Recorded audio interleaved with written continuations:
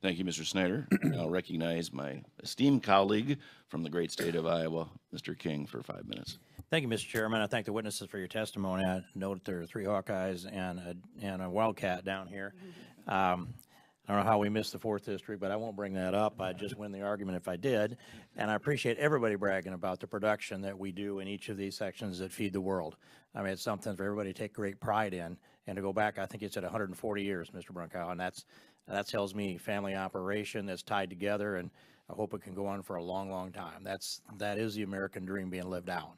And it's true across the board here, I think, in some ways, one way or another. I'd like to first turn, though, to Ms. Restino. And I'm going to just ask kind of a basic question is, we're talking about regulation here. Where does the authority come from for the executive branch to regulate our farmland in this country? The laws that Congress passes. I mean, I'd say so I want to make this point, and I'll just ask if you agree with me, that Congress has delegated the regulative authority to the executive branch of government, who writes rules and regulations promulgated, published under the Administrative Procedures Act that have the force and effect of law. Fair enough? Well, I mean, a bit of that authority is in the Constitution, but yeah, because it implements the laws. But I think that there's a complication with the APA, but yes, I generally agree with what you said. Yeah, in that there wouldn't be any regulatory authority for the executive branch if Congress didn't authorize them to have the authority to do so. Through the APA, so it's kind of like a mini legislative process. Yeah, and so where I'm going is that Congress has delegated this responsibility to the executive branch of government, I think in part, knowing politics like I do, because they didn't want to face the minutia burden that comes down on that. They had people who were appointed in the branches that they had created, or in the executive branch that they had created, that were experts in the field. And so therefore, in order to delegate that responsibility and get it away from Congress, they've created the Administrative Procedures Act and a number of other acts that establish this regulation. I want to ask you the question. I just assert that. If you'd shake your head, I'd listen to a rebuttal. So I put that down because I think Congress has ducked this responsibility. And I listened to Mr. Weber call for some changes in the APA and reform. It was a language that you used, Mr. Weber. And I think he also advocated for what we refer to here as the REINS Act, which is any regulation that has more than $100 million in impact to our economy is required under that act, which has not passed the Senate yet, but it does sit on Mitch McConnell's desk right now, that it has to come back to Congress for an affirmative vote before it has the force and effect of law. I certainly support that, but I wanted to expand a little more on that, because if we get a REINS Act out of the Senate, I'm really confident the President will sign that as quick as he can get his pen to the paper. But it doesn't address the regulations that exist up to this point. It grandfathers them all in. So do you have any suggestions on what to do with that, Mr. Weber?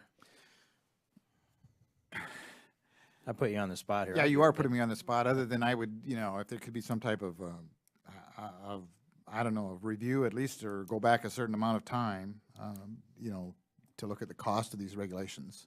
And we had a discussion in our office this morning about the number of $100 million.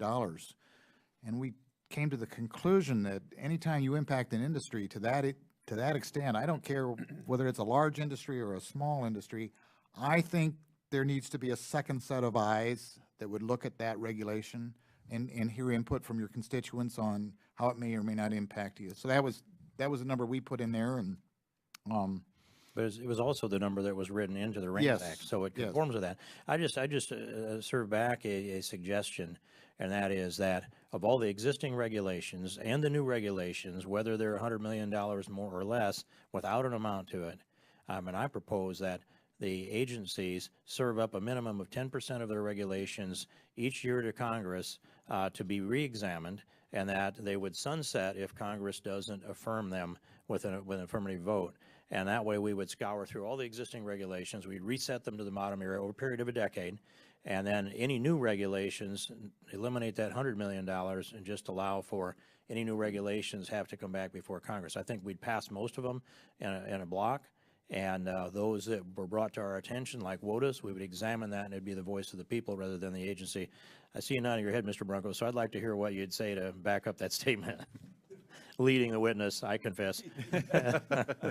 Well, certainly, anytime that we would have advance notice of, and review of regulations, I think would be really good.